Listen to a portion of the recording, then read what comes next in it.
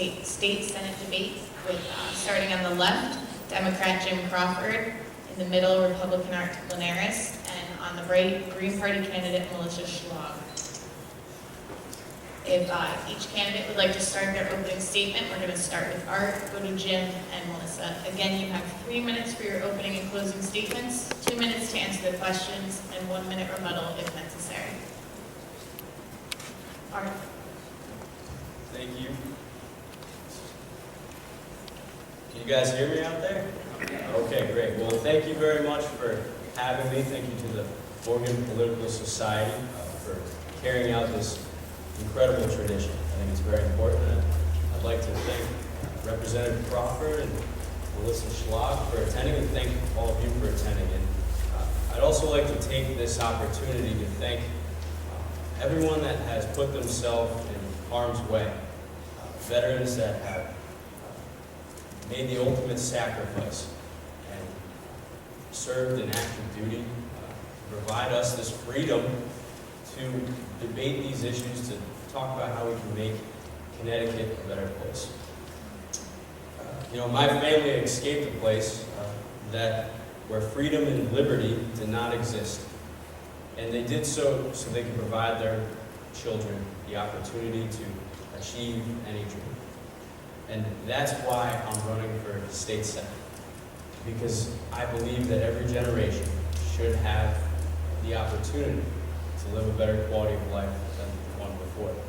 And I believe in the founding principle of our country, which is that if you have a good idea and work hard, you can achieve anything. That there's no telling what you can achieve and what you can do.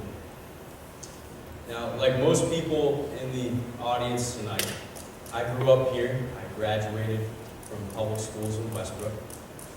Like most of the students, I worked 2 to 3 jobs to save for college. One as a lifeguard and another at a local marina. And I had the opportunity to study at John Sykes College of Business and get a degree in entrepreneurship. When I was 19 years old, I had the idea to start a solar business. So my friend and I started a company. And my friend later became my brother-in-law. I hate it when that happens. But together we built a business that has produced over 10 megawatts of solar power all across New England and the Mid-Atlantic states. And most importantly, we helped create over 100 jobs in the construction industry. And I can tell you that the most rewarding experience in my life has been to help create a career for someone. And that's why I'm running for state senate. Because I would like to help the 137,000 people that are out of work in this state get back to work.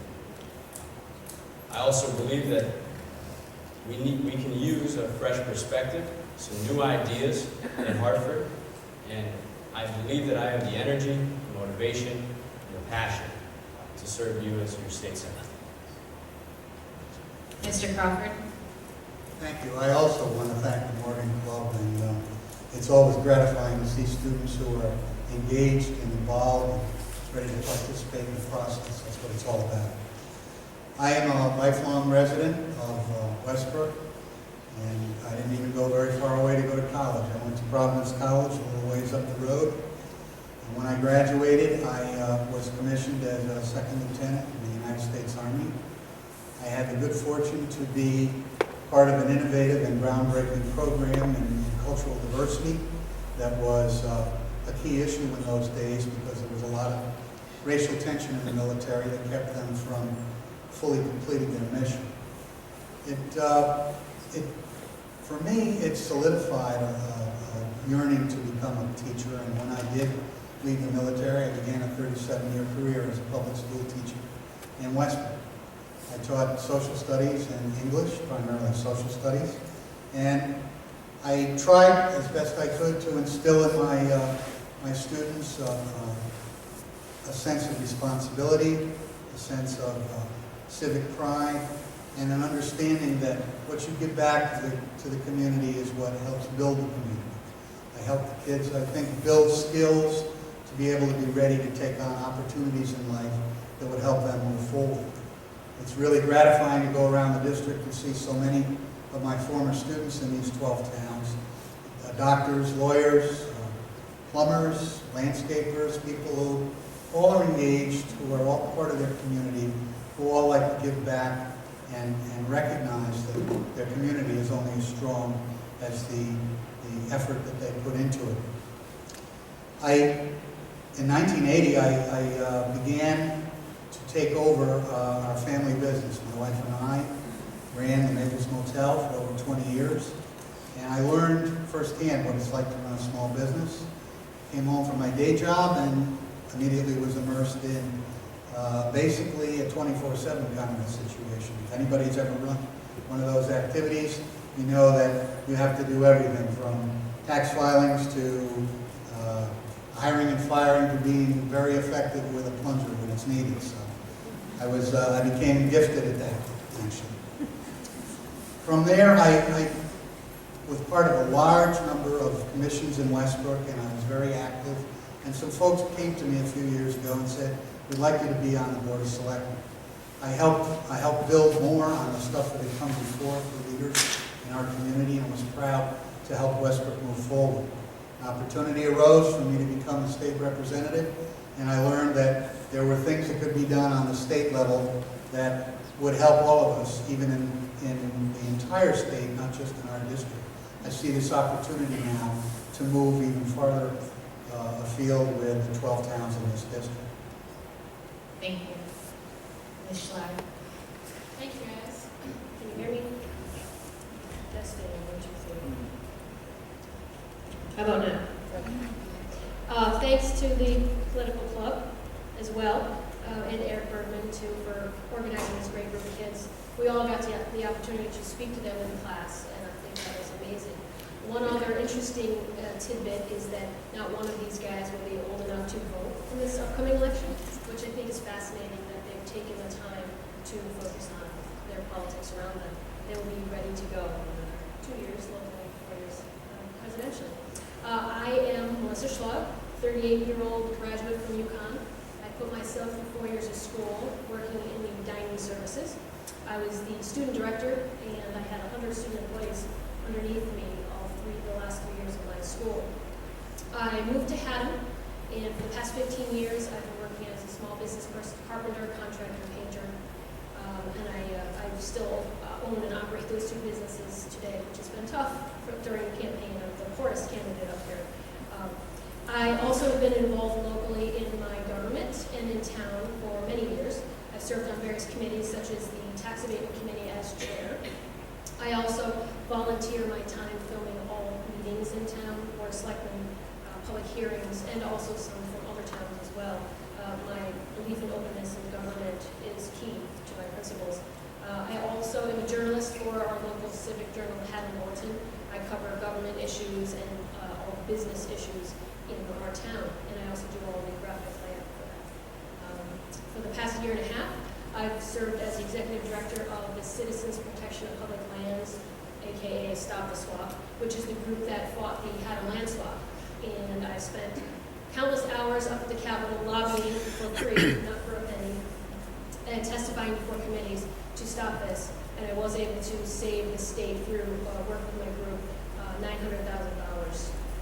I'm running because I think the two-party system has left the people behind and traded them to special interest groups, rich corporations, and the wealthy. I realized that you can only do so much from the outside, though, and if I was able to save the citizens of Connecticut $900,000 from the outside, just think of what I could do from the inside. My experience in civic leadership have given me the tools to do the job, and I want to be your next public servant, not fancy senator. Thank you. We're going to start with our first question. Most Connecticut cities and towns rely heavily on state funding for their schools. What are your views on how the state should support local education? Are you concerned? Thank you. I think that one of the issues that we've seen with the current administration is the tone of which the governor speaks to our teachers now. I think that teachers are being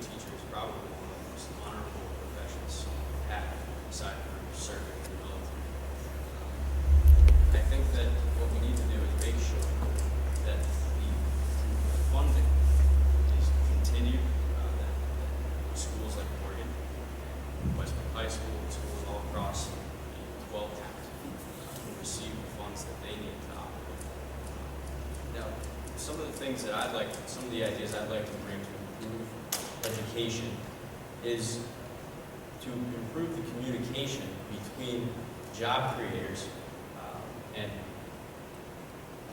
those who are teaching these high school kids and teaching these students at vocational schools, so that they can graduate and transition into a job after school. Another thing that I think we need to improve upon in our education system is to make sure that we can drive down the costs of our, sorry, my mic's making Jurassic Park noises up here. We need to drive down the cost of our public universities. The cost of tuition these days is out of control, and I like to have a blue ribbon commission that can look into why it costs so much and look into ways we can drive it down. Good. Thanks. All right, Mr. Crawford. Yeah, would you repeat the question again? Yes. Most Connecticut cities and towns rely heavily on state funding for their schools. What are your views on how the state should support local education? Yeah, I'm a very strong proponent of a more active state role in funding. I think it's important to recognize that when we took over, meaning in January of 2011, with that huge budget deficit, that we had to identify how we were going to treat this problem. And one of the hallmarks of the plan was to ensure that the aid to municipalities was protected, primarily because we recognized that services would be directly impacted for schools if we cut that aid. So there were very deliberate steps taken to make sure that the towns and cities receive comparable, if not exactly the same funding that they received in prior years to ensure that towns would be able to sustain their school system. I'm particularly concerned about one aspect of the funding, actually, and that's special education. I believe that special education is a fundamental civil right, and that the state and the federal government should be taking a more active role in helping to provide the funding for it.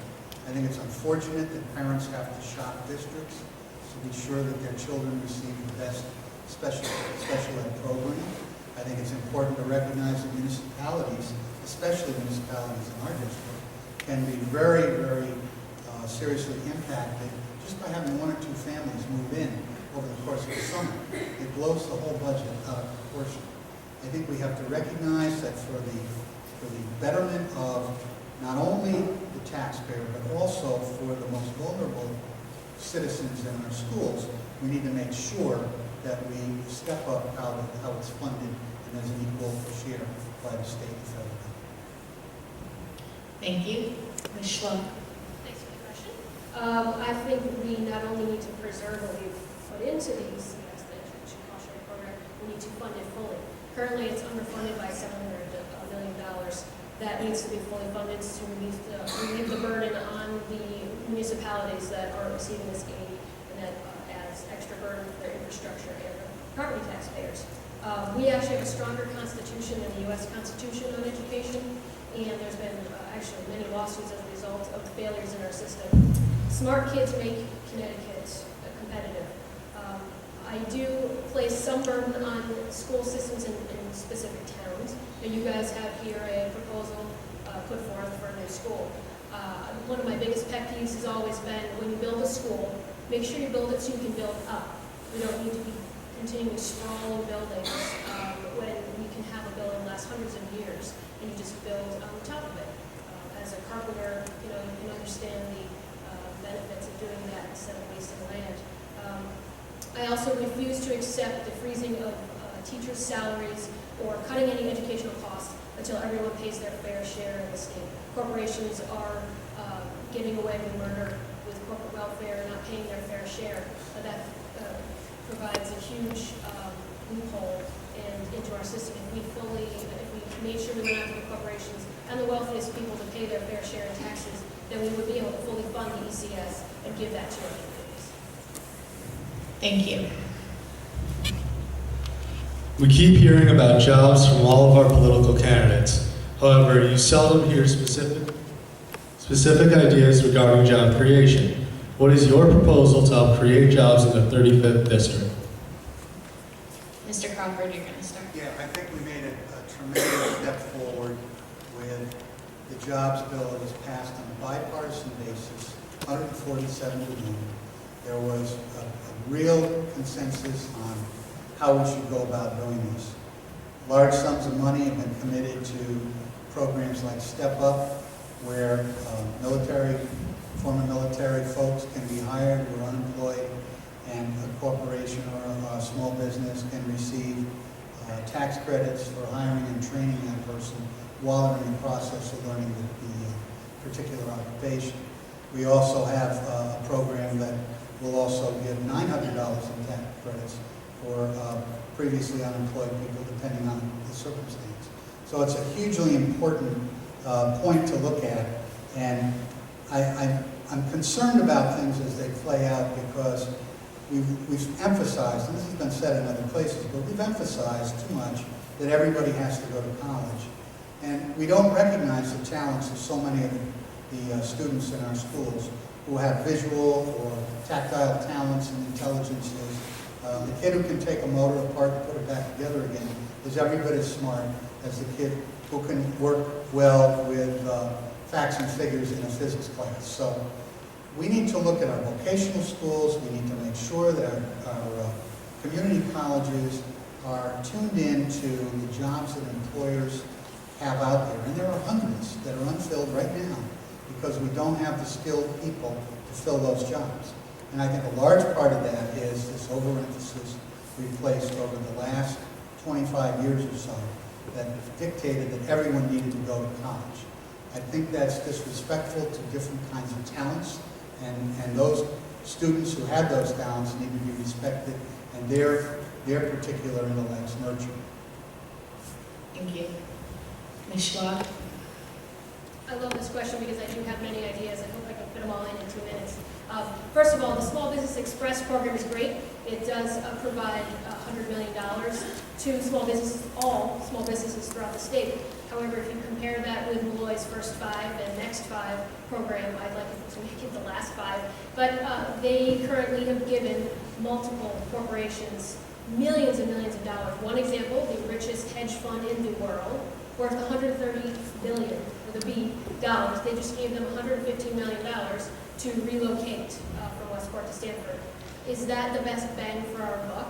When we're talking about small businesses, and 50% of every employee in this state are from small businesses. We have the wrong priorities going right now. We do need to promote a skilled workforce. We need training tailored to the needs of the existing industries that are looking for these people. There are positions that are unfilled because they don't have the training, the proper training needed. We also need to reinvest in infrastructure in our towns. For example, my town of Haddam has no sewage plans, has no water. We have poisoned water in Tylerville. Until we fix that, you will never see business growth in some of these towns. We also need to redirect incentives like the First 5, Next 5, to make sure we get the best bang for our buck. Jackson Labs is a great example. We have no idea what the real program is, or if there's clawback measures, if they don't fulfill their obligation, whether they have to give the money back or what they need to do. UBS is the prime example. They aren't quite meeting the requirements of their money, the millions of dollars that they've received. We need to fix that. We also need to consolidate our economic budget into one entity. Without doing that, we won't be able to see what we want to spend for job growth or today or in the future. We also need to reduce the high costs for the poor and middle class, the housing, energy, and health care. That will also help small businesses create more jobs. And we need to start rewarding outsourcing. Cigna, who was one of the First 5, I believe, was the First 5. Sorry. Thank you. Couldn't get it all in. No!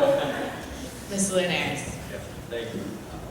You know, I've gone on a Main Street tour talking to small business owners, and I spoke to one small business owner who said that the DEP was going to fine them $25,000 for having the label on the fire extinguisher upside down. I talked to another company who was being threatened to shut down because they had the directions on their water pipes wrong. These are some of the examples of red tape that we need to cut through. In the last two legislative sessions, we've imposed 4 burdensome regulations and tax increases that I think are overburdened. Now, regulations to a certain extent are important. We need to regulate certain things. But it's the regulations that are overbearing that small businesses are starting to say, you know, New Hampshire is looking nice right now, Florida, South Carolina, where the mayor meets them at the airport to show them around the town. That's the attitude change I would like to see in the state senate. And, you know, I think it starts with our budget. We have to get our fiscal house in order. We raised taxes the highest they've ever been in state history. And we still have a deficit. And those taxes are coming in large part from small businesses. So we have to find a way to lower the taxes. We have to find a way to to reduce the overbearing regulations so that manufacturers can grow here, so that small businesses can grow here, because at the end of the day, it's people that create jobs. Thank you. Rebecca? Yeah, I'd like to just take a minute. It's important to recognize that since January of 2011, we've reduced the number of agencies by 30%. And there's a recognition on the part of the current administration and leadership that we need to look at how government interacts with not only business, but all segments of the population to bring it more into a realistic picture for the 21st century. Now, when we do that, we're looking at making sure that any barriers we put up are only barriers because they need to safeguard the public.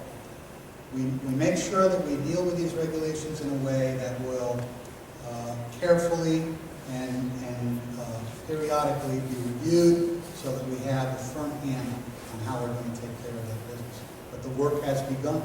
We've been very lazy about it for a long time, but the work has now begun. Thank you. Okay. Well, you know, I just think it's interesting that we cut 30% of the size of our government, but our budget went up $1 billion. And then we increased spending, and we increased taxes. So I think that if we were to consolidate our government by 30%, we would have seen our budget go down, but that didn't happen. Also, I've been endorsed by the Connecticut Business and Industry Association, of the NFIB, National Federation of Independent Businesses, partially because of my commitment to help small businesses grow, but also partially because of Jim's voting record. He voted for paid sick leave, minimum wage increase, captive audience, and the $1.8 billion of new taxes, $4.1 billion of taxes increase altogether. Those things are just unsustainable. Businesses are not looking to grow here in Connecticut unless we can prove to them that we're committed to lowering taxes and lowering the regulations of the place. Thank you. Melissa? Yes. Actually, it's really a myth about our small business taxes. We are the second cheapest state in the nation for small business tax. I'll give you an example. Actually, Malloy just reduced the business entity tax from $250 to $125. Now, that is a pretty small amount of money for a corporation to pay. My service-based business, I pay 6% of every dollar to the state of Connecticut. So those service-based businesses are getting the raw end of the deal. A lawyer, take example, a lawyer does not have to pay 1 penny in service tax. Yet they provide a service to Connecticut. The same cleaning woman who's cleaning his office pays 10 times what he does. Oh, now it's 20 times because business tax was reduced in service tax. We need to fair out our service tax or business tax among services to make it equal. If you made a flat service tax across the board for all services, you'd actually bring in millions of dollars to the economy while releasing the burden on those small businesses that are service taxed currently.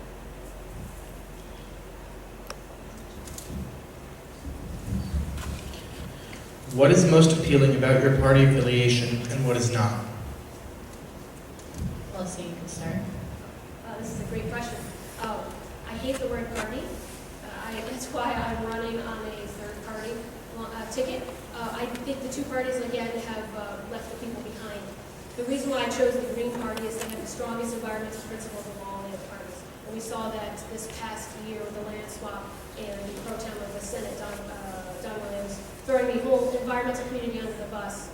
saying that we should focus on global warming and not our global land exchanges. I don't believe in pigeonholing anybody into a party, liberal, communist, anarchist.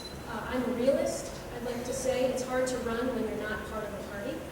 So I did choose the Green Party because they have those environmental principles. I don't believe in the word bipartisan.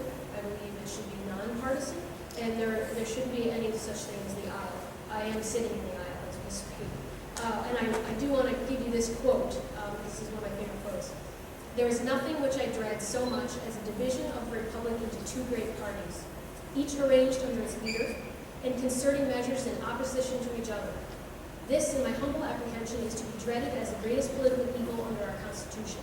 That was John Adams back in 1789. We haven't come very far from his fears back then.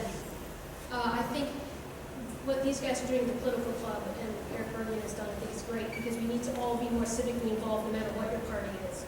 We need to get out there and go to Board of Selectmen meetings, do something for your town. In fact, we've instituted community service for all high schools. I think they need civic service as well. Go to the meetings and report on it from a local paper, make it fun in some ways. I've been videotaping all the meetings for the past 5 years in my town. And boy, when you put a camera on a politician, they sure claim their act. So thanks for that question. Mr. Linares? I'm proud to be a Republican.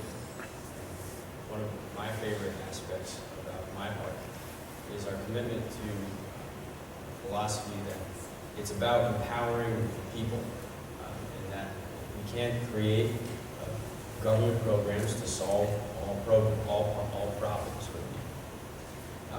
I've also been endorsed by the independent party in the state, on that line on election day, and I'm proud of that as well.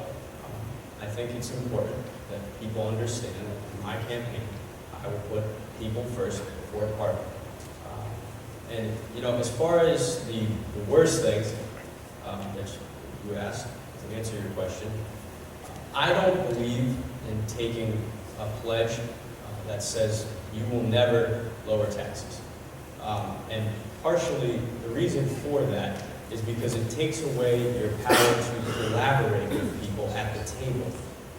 This is about working together to achieve a common goal.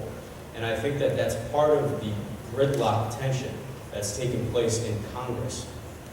Do I believe we need to lower taxes? Absolutely.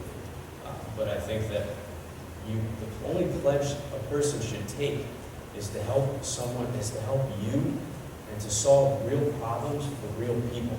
And that's what I want to do as your senator. Mr. Crawford? Thank you for this question. I think it's important to recognize the distinction between Washington, D.C. and Hartford.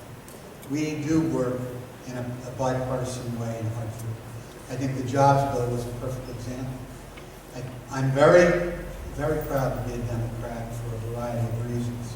First of which is the Democratic Party is committed to a platform that recognizes that this country's most important word in its lexicon is opportunity, and that everyone should have an opportunity that's as equal as possible to achieve at the level that they're able to.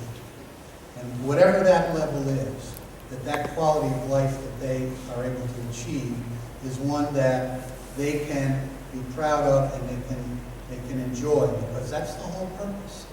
Now, are there situations where the government has to step in? I'm proud of the party that led the fight for civil rights. I'm proud of the party that advocated for women to have an equal say. I'm proud of the fact that the Democratic Party is the one that got the Lilly Ledbetter Act passed. Those aren't things to shy away from. Those are legitimate efforts on the part of a group of people, regardless of whether they're Democrats, Republicans, Green Party, or whatever, to make sure that there's an equal playing field and that people have the opportunity to achieve. That's been the historic legacy of the Democratic Party. It always has been.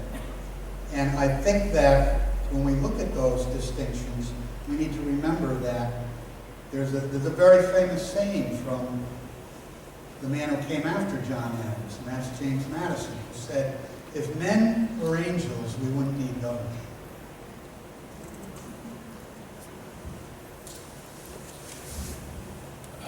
What will you do to protect the environment in our region, and why does environment matter? Does the environment matter to the shoreline residents? Mr. Linares. The environment is incredibly important. It's important to everyone here. It's important to the quality of life, and it's also important to our economy. If we keep our sound clean, if we keep our river clean, people are going to come visit here. It's going to help improve the economy. It's going to help improve the marine trades industry, which has created hundreds of jobs for people here. And you know, I'm proud to say that my business has created.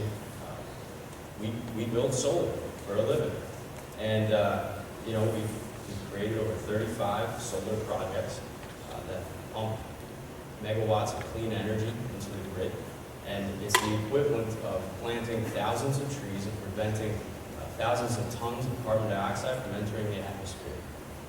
And it's something that I hope we can continue to do, continue to create jobs in the state. And I also think that what we've seen in this district that has been divisive with the environment is the Haddam land swap, which I think is sort of insider politics gone wrong. And what we need to do, I think it highlights a big problem, which is transparency in our government. We need to make sure that the people are more involved in the decisions that are being made in Hartford.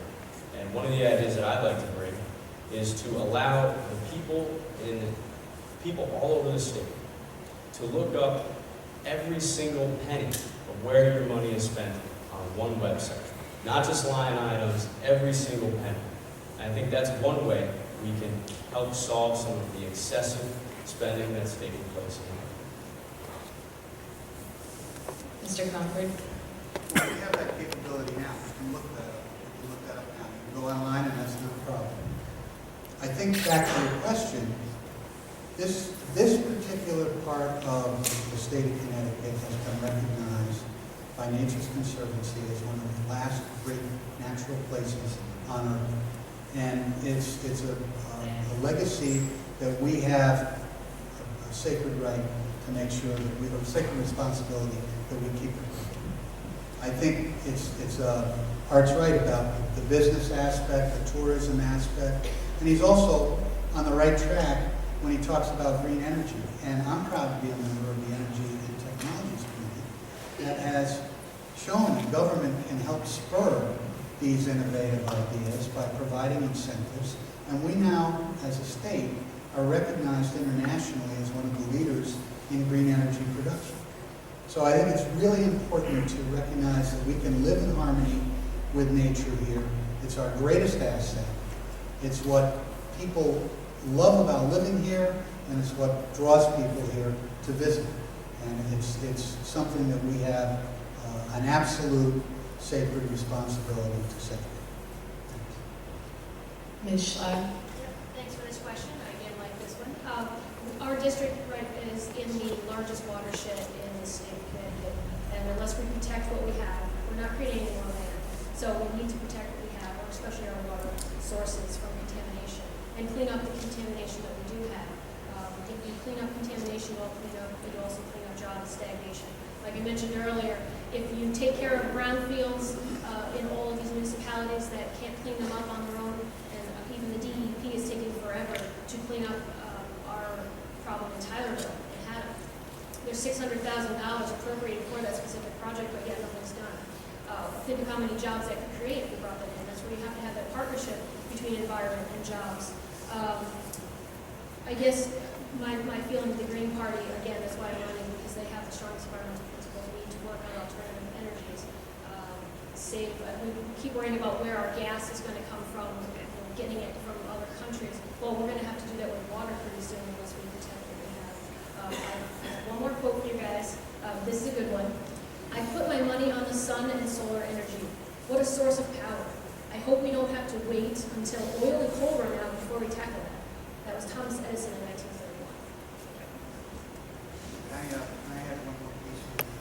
Go ahead. I just want to say that it's critical to be aware of the fact that when we talk about the environment, we're talking about something that, with my gray hair, I can relate back to. I can talk to students in a classroom and say, You know, when I was your age, I never saw a red-tailed hawk.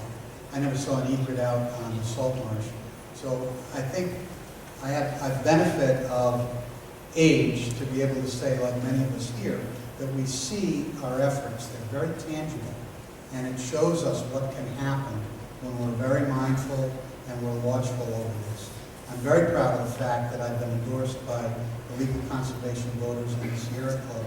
To me, that's a real badge of honor, and it shows that there's a clear understanding of my commitment to the environment. I just want to add one thing too. The DEP and the state actually have been mandated through statutes to protect 21% of land before, I think it's 2023. I can't remember the exact date, but that is one of the reasons why I fought so hard, and one of the main reasons I'm here today is my work on the Haddleman swap. We were successful right now at stopping that, but I feel that all state parks and lands would be in jeopardy should that have gone through. And I do want to remind everybody that Mr. Crawford did vote for that to give away 17 acres of land that does house, or not house, but they take a rest out there, the red-tailed hawks. And it's one of the last few areas that has that scrub brush and sandy soil that is not privately owned along the Connecticut River. So we need to protect the land that we do have. Next question.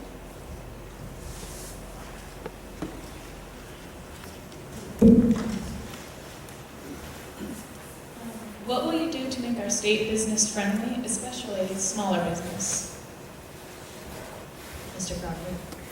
Does that make the state more business friendly? Is that what you said? Yeah, okay. Well, I think part of this needs to be clarified. I think there have been a couple of points made already about how we look at these statistics and there are examples where we believe we're doing something wrong, but we're actually not. I think it's important to recognize that when we make adjustments, when we make changes, what we're doing is saying to businesses, look, here are opportunities. We'd like to encourage these opportunities with incentives. I think we need to be very mindful of what those businesses are and how they're important. Quick example, in the governor's initial proposal for the budget, he wanted to levy a tax on boating that I knew right away was seriously damaging to the boating community.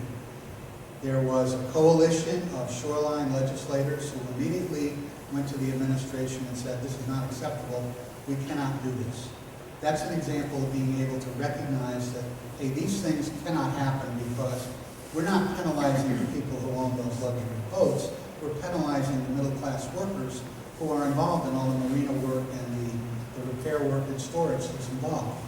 I think we need to recognize again that when we look at the property tax and we look at taxes in general, that we need to be sure that we hold harmless those folks who are most vulnerable, and we make sure that when we deal with state subsidies and we deal with the state coming to communities and businesses, that we are recognizing that there are particular qualities about our state that are important to hold dear.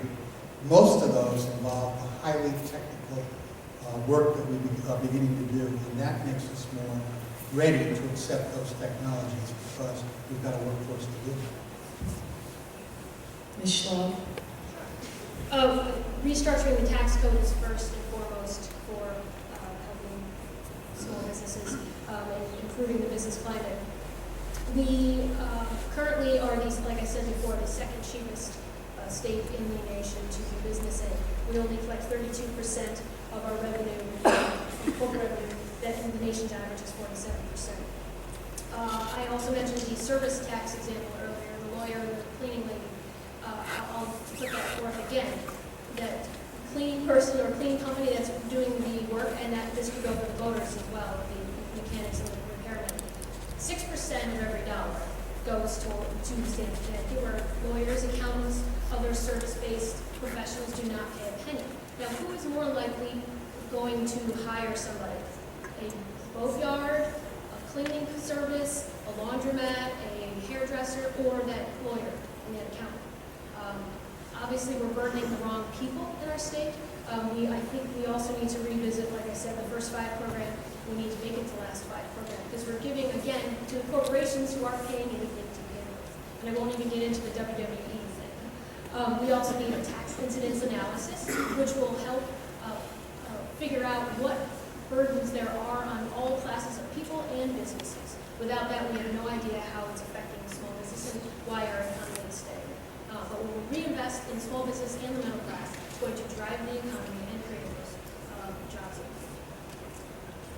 Mr. Linares?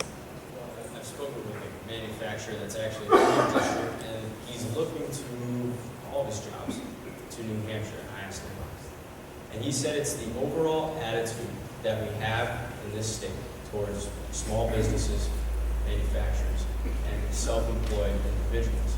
So how do we reverse that? And I said before, we need to look at any overbearing regulations and roll them back. I think that when the DEP is deciding on these regulations, and when commissions are meeting, they need to have the job creators in the same building so that they can work together and say, you know what, we can't do that.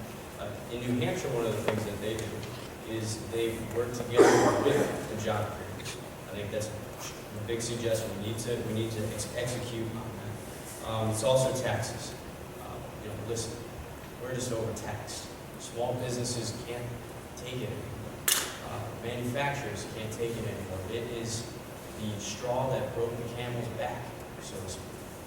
We owe it to them to make sure that we can show them that we can work together to come up with a plan that is clear and concise to reduce our tax code in a responsible way.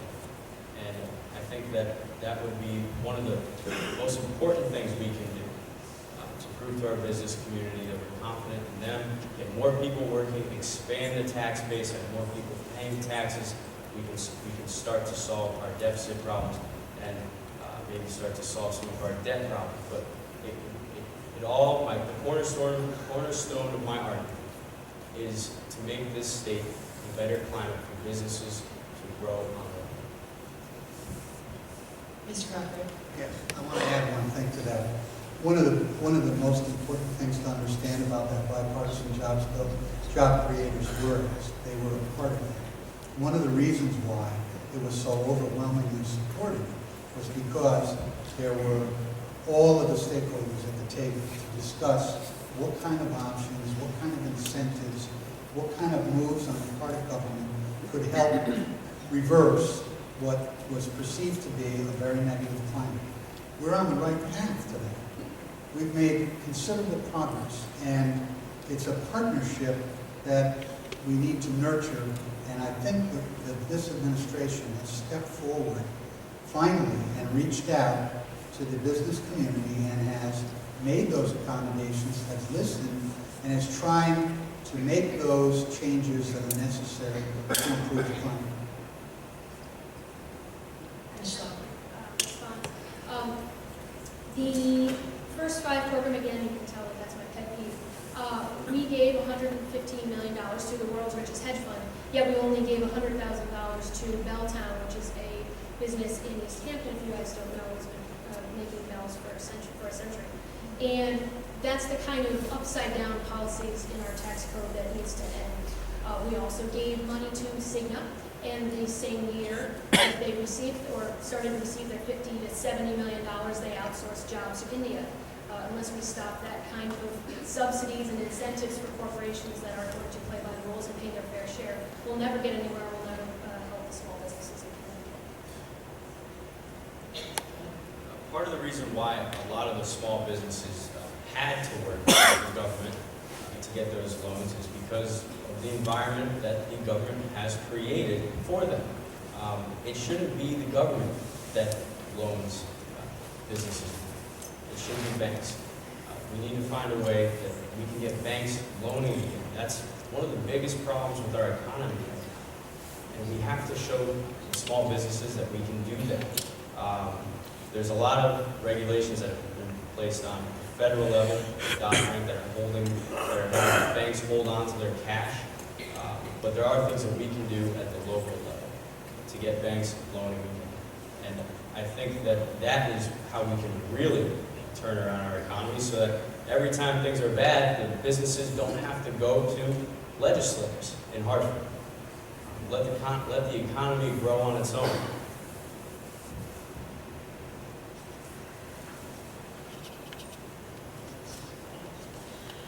College costs are exploding, making education for middle and lower class citizens very difficult. What would you intend to do to make education a reality?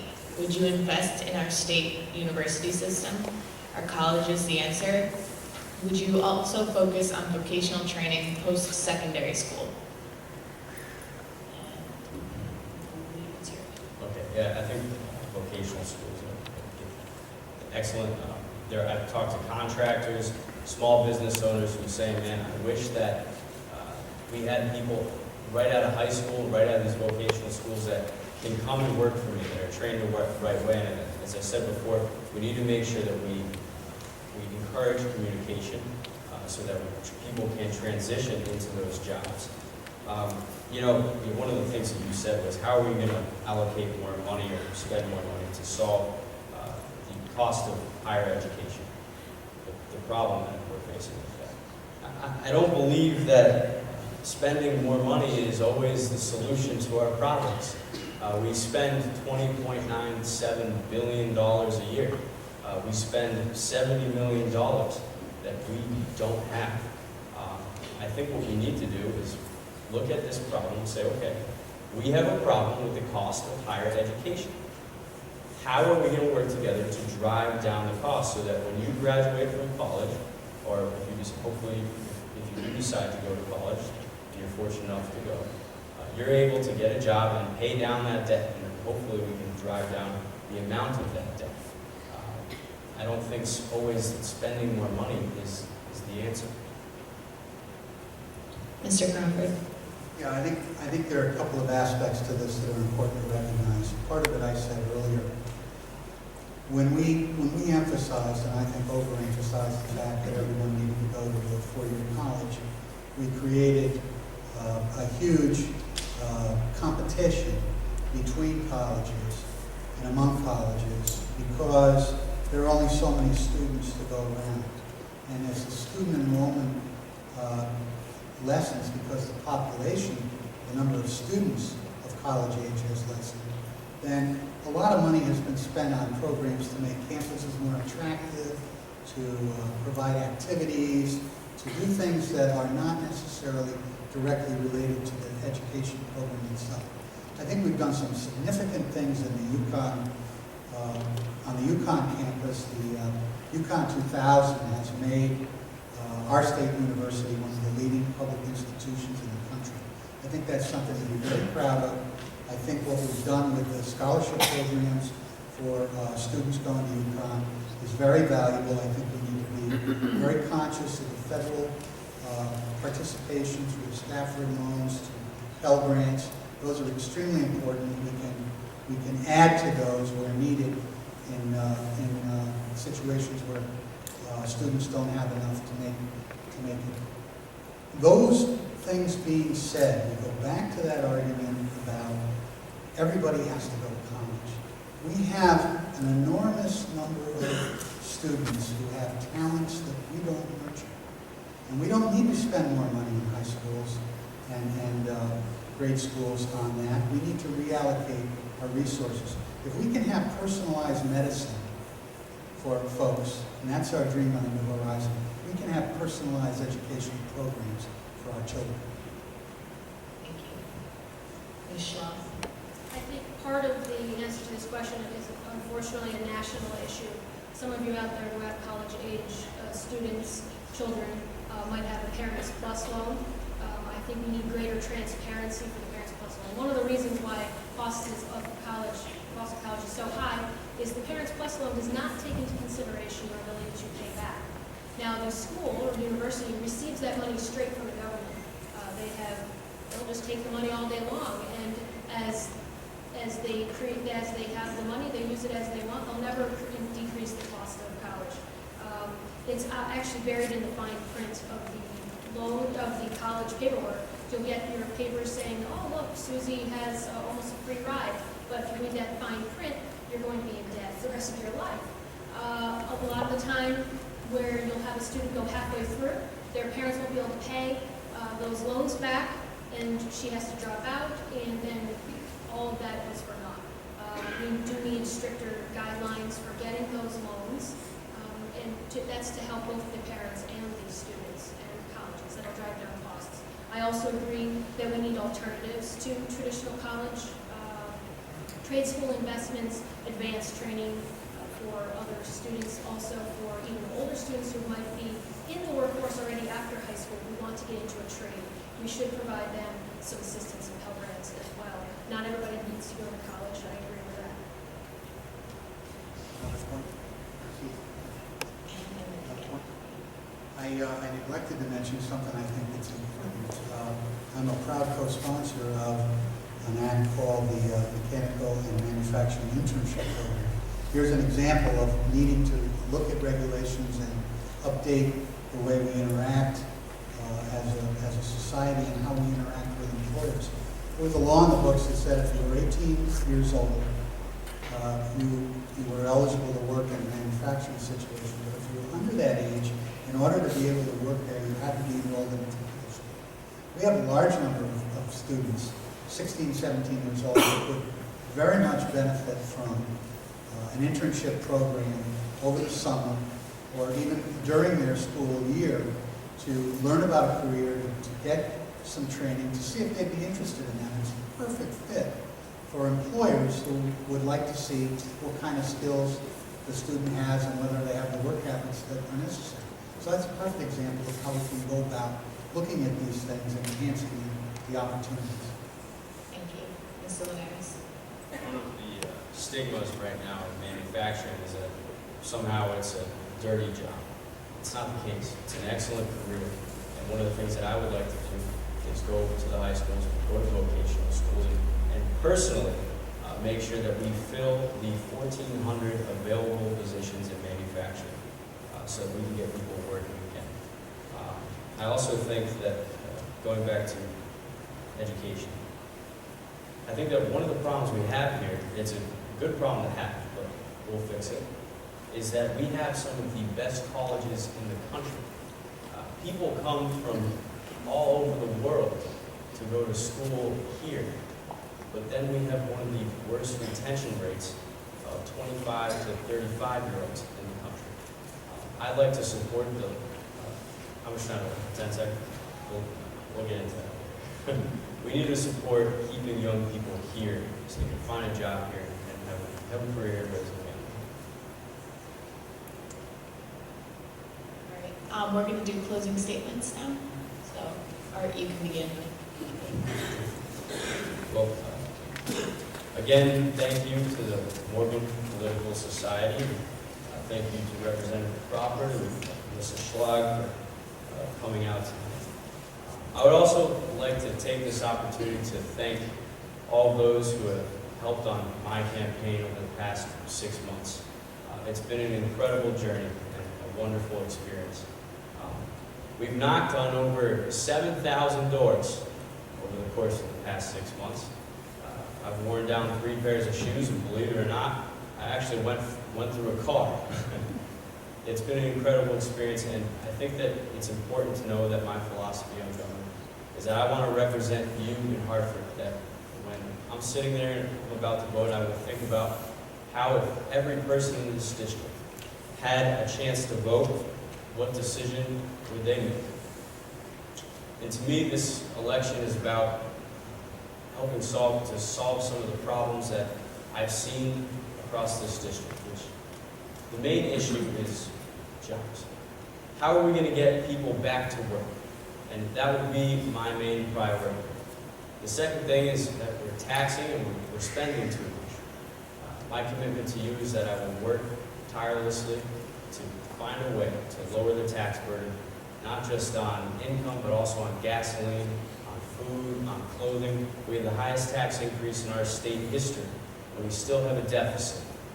That's not fair. If families are balancing their budgets, if businesses are, then there's no excuse for the legislature to not be able to do this thing, and to be able to do that too. And another issue that I'd like to tackle is debt. We have $59 billion worth of of long-term debt and liabilities. Not all debt is a bad thing. People take on debt to have a home. People take on debt to grow their business. But debt is a bad thing when you don't have a plan to pay it back. We need a clear and concise plan to pay that back so we can restore confidence in this state. Now, I want you, your family, your grandchildren to be able to find a career here today, to be able to live here, to grow a family here, to be able to achieve the American dream right here. I believe that we can make Connecticut the envy of the nation. I believe that I have the energy, the passion, and the new ideas to solve some of our biggest problems. And tonight, I'm asking you, if you think that we can't afford to send someone to Hartford that will vote 100% of the time with Dan Malloy, if you think that we need fiscal responsibility, then tonight I'm asking you for your vote. I will always pick up the phone when you call. Thank you. Mr. Crawford. Thank you.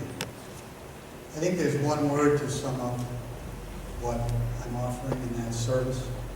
My whole life has been about service, whether it was service to the country and within that service, an opportunity to build bridges between people, a career in education that was designed to serve the students I was given a responsibility for, to give them the opportunity to build skills, to be ready for what life would bring to them.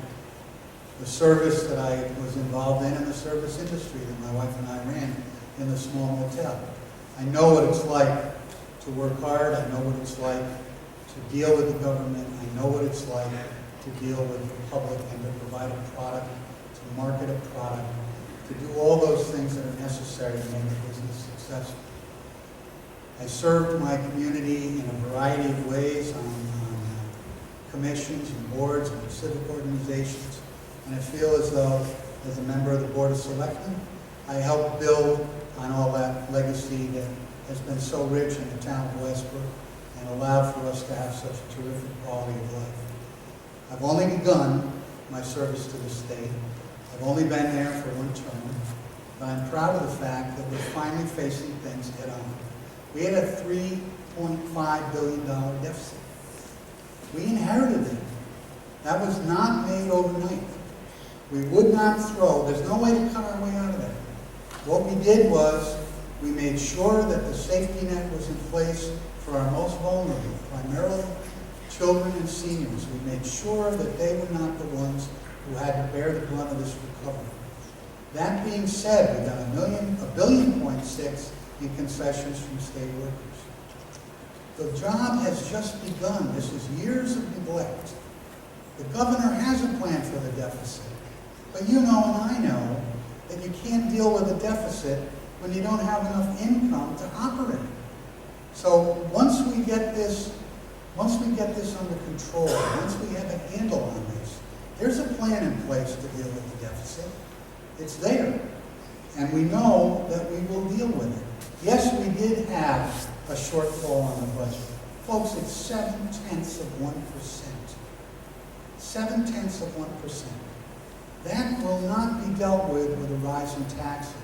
That will be dealt with cuts and efforts to find new efficiencies. There's a new commitment that hasn't been here before. There's a commitment to do this the right way and to be responsible. There's a commitment to make sure that government serves the people who pay for it. And I guarantee you that on a daily basis, when you're in Hartford in the position of a legislator, you hear about the requirement that we all have to make sure that we make this right. Thank you. So I ask for your vote on November 6th.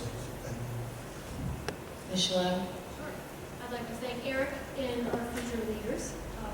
Also, all of you for coming out and doing your civic duty and your homework on your candidates, and also my opponents. We're both great guys, and it's been a wonderful campaign. With less than 2 weeks left. Last debate was exciting. For the first time, you have a real choice this election. It shouldn't be about parties or politics. It should be about the people. People over parties, that's always been my motto. I believe all three of us have the best intentions, but we all go about it in different ways. I have solutions to bring growth and vitality back to our region and state. I believe my Democratic opponent will continue supporting all of Roy's decisions, good or bad, just because he's a Democrat. My young Republican's opponent's heart's in the right place, and I commend him for running. With his inexperience in government and civic involvement, he will have no choice but to step in line with his party leaders. I am your independent voice. With my civic involvement, government leadership, and small business experience, I have qualifications, capability, and solutions needed to move our state forward. Connecticut is a beautiful state full of opportunities. We can make it whatever we want it to be. We just have to make the right choices, close the loopholes, make the tax structure fair for all, and reinvest in our middle class. We need to start investing in our most important natural resource, our people. Every Connecticut resident deserves a living wage and an opportunity to make a better life for himself or their families. For those out there that really want to make a difference, as your independent voice, I will advocate for you and you alone, not party leaders. And for those of you who think an independent candidate is a wasted vote, you should know all 4 presidents on Mount Rushmore were third-party candidates. Therefore, Washington, Jefferson, Roosevelt, and Lincoln all wasted votes. I am your employee. I'm not a politician. I'll always tell you how it is. I'm ready to go to work for you. I hope you hire me for 2 years. And it's been a club in Hartford for too long. I want to make it a job. I'm ready to roll up my sleeves, and I ask for your vote on November 6th. Thank you.